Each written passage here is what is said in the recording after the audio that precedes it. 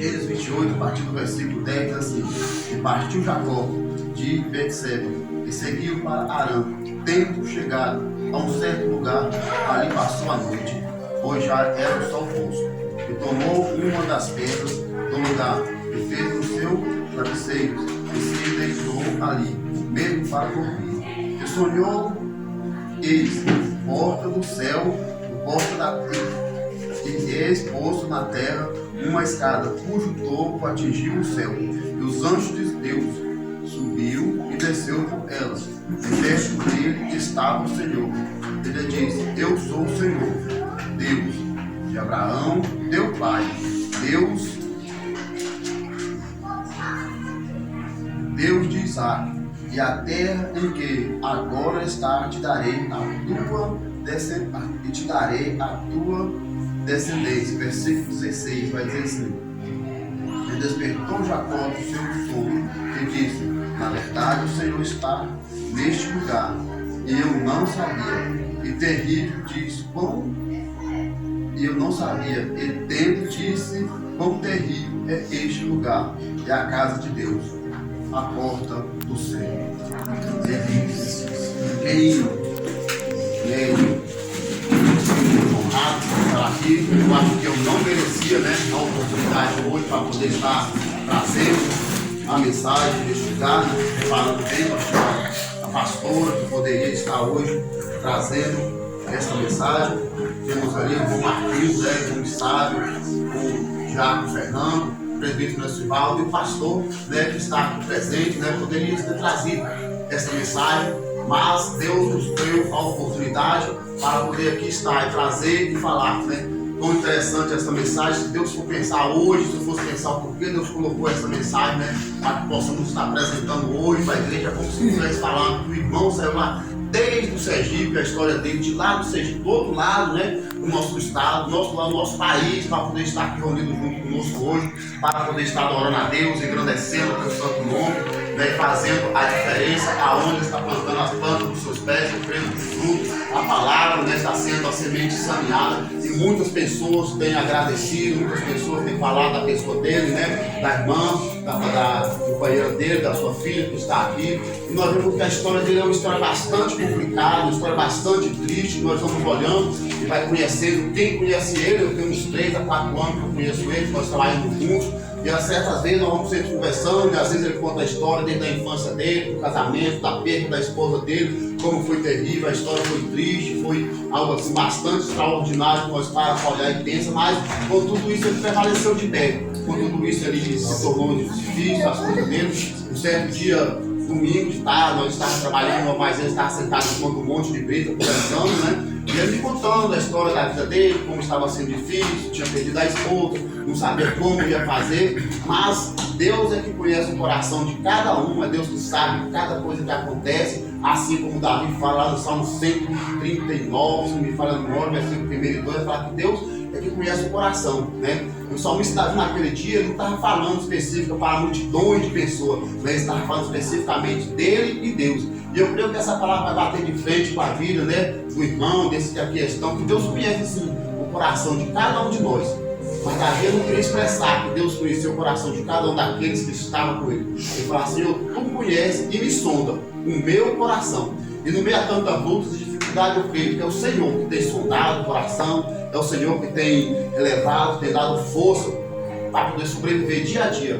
Porque muitas das vezes nós olhamos e dizemos, falamos: Deus, as coisas se tornam difíceis, as coisas não tem para onde eu ir. E todos que estão ao meu redor, muitas das vezes, a gente olha e pensa: aquela pessoa está sorrindo de mim, porque o problema que nos atinge, que nós passamos, nós não entendemos. Mas as pedras que às vezes nos lançam, e muitas das vezes nós pensamos assim: Deus, estão me atingindo com pedra, estão atacando. Eu creio que a pedra, ela derruba, mas com pedras se constrói muralhas, com pedras se constrói escadas. E cada degrau de cada escada, de cada pedra que é lançada sobre as nossas vidas, nós possamos aproveitar e colocar diante de nós e construir uma escada que um dia vai chegar no topo do céu. Aleluia. Muitas das vezes ele até pode pensar: eu não sei falar, eu não sei expressar aquilo muito bem que está dentro de mim, mas eu quero dizer para você que Jó, no seu capítulo 11, a partir do versículo 7 até o 9, vai falar sobre realmente essa passagem que nós lemos de hoje, sobre a escada, que vai falar a sua largura, a sua distância e a profundidade da largura do mar e tal, não pode conter e nem chegar até diante de Deus. Mas quando nós dobramos os nossos joelhos e começamos a conversar com Deus dia a dia,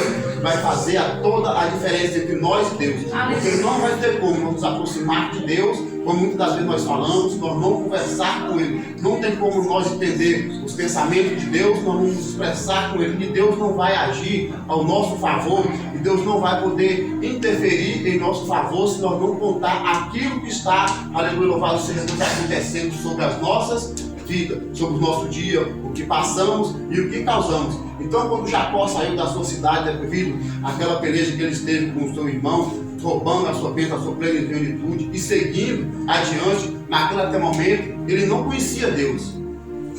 Jacó era uma pessoa comum, Jacó não tinha expressão para nada, e muitas das vezes nós falamos assim, por que Saul antes já expressava mais forte, mais poderoso do que Jacó? Mas se nós for olhar a história, no final da história de Saul e Jacó, Jacó se tornou um homem bem mais poderoso do que o seu irmão, e cuja nação sobrevive até o dia de hoje pelejando com grande êxito. Com tanta dificuldade, ela não se recua, porque a bênção que Deus prometeu sobre a vida de Jacó acontece sobre as nossas vidas. Nós olhamos hoje, nós fazemos parte daquela mesma nação que Deus prometeu que Jacó teria. E quando Jacó passou naquela noite, deitou e dormiu e teve um sonho, esse sonho é o mesmo sonho que apresenta sobre as nossas vidas. É o mesmo sonho que nós sonhamos um dia estar em algum lugar, o mesmo sonho que nós sonhamos um dia em concretizar, o sonho que o irmão teve que um dia compraria a sua casa, aleluia. E eu creio que este sonho não morreu, eu creio que esse sonho continua vivo dentro do coração do irmão. O sonho que o irmão sonhou um dia de poder ter uma família, eu creio que essa família chegou. Eu creio que muitas das vezes construiu família, essa família desceu, a família quebrou, mas os laços se levantam e se retornam totalmente diferentes. Surge sobre a nossa vida uma nova oportunidade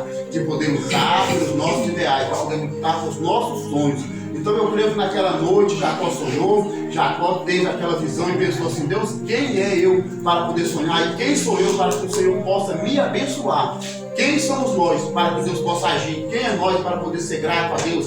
Quem é nós para que Deus possa olhar para nós e olhar com o seu olhar de benevolência e agir ao nosso favor? O que nós fizemos para que Deus possa nos socorrer? O que nós fizemos para que Deus possa nos abençoar?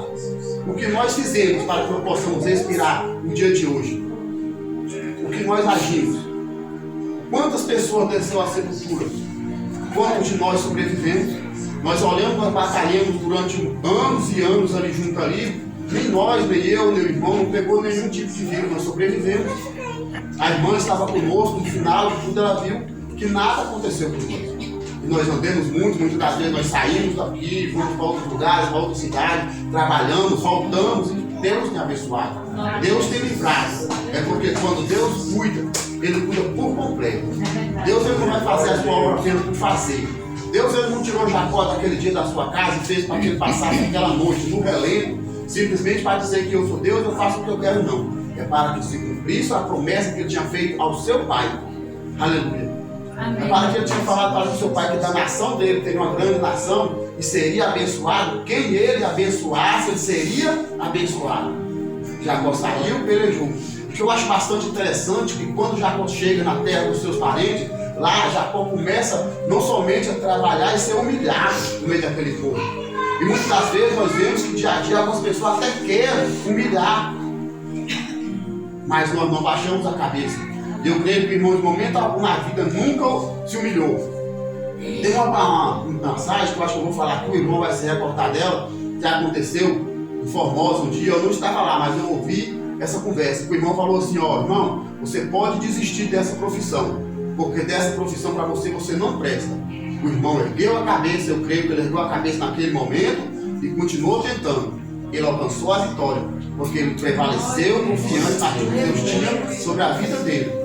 Ele acreditou que ele, se Deus sustentasse, ele também conseguiria vencer. Amém. E sobre a promessa que Jacó fez, o voto que Jacó fez com Deus, não certo mais adiante nós vamos ver no mesmo capítulo, vai dizer que se Deus tivesse com ele sobre a sua jornada e cuidasse dele, e sobre a sua vida não faltasse nem pão e nem verde, quando ele voltasse, aleluia, ele seria o Deus dele. E hoje nós narramos a Bíblia e vemos que do começo da Bíblia, daqui em diante, até o final, vai falar que eu sou Deus de Abraão, Isaac e Jacó. Então o seu nome vai ficar escrito, aleluia, para todos sempre, na galeria dos heróis da fé. Porque Deus honrou o voto que Jacó fez com ele. Ele honrou até o final. E se o irmão prevalecer firme na palavra do Senhor, se prevalecer nos caminhos de Deus, os votos que o Senhor, que você fez com o Senhor, vai se cumprir dia a dia sobre a sua vida. De maneira nenhuma o homem vai poder tirar isso de você. Mas as atitudes que tem que surgir de dentro do irmão para que tudo possa acontecer. E quando vem a palavra de Deus fala assim que Deus estava ao lado de Jacó, aleluia, e ele não sabia, Deus vai sempre estar do seu lado. Ainda que você pense que ele não está, onde que você desiste, vai olhar e vai ver. A glória do Senhor vai estar sempre presente sobre a sua vida, sobre a vida da sua família. E quando a palavra de Deus fala assim, certamente esse lugar aqui é a casa de Deus, o seu lar é a casa de Deus. Amém. Aqui nessas quatro paredes, muitas vezes você possa pensar, aqui é apenas o meu lar, onde mora eu, minha esposa e minha enteada. Aqui é o nosso lar, não. Aqui é a casa de Deus. Aonde plantar os vossos pés é a casa de Deus. Porque vós sois a morada de Deus. E quando nós passamos a morada de Deus dentro do nosso lar, Deus vai estar presente dentro do nosso coração. E eu creio que quando Deus faz morada dentro do nosso lar vai ser abençoado. E pessoas que vão chegar até o nosso lar vai ser abençoado da mesma maneira que nós já estamos sendo abençoados. E que a presença de Deus possa estar sempre aqui. Que a presença de Deus de maneira nenhuma possa ser esquecida por quem entrar por essas portas. Que a presença de Deus jamais possa ser esquecida por aqueles que passar pelas suas vidas. Por aqueles que olhar para você e para esse casal vai dizer, aquele casal são homens e mulheres de Deus.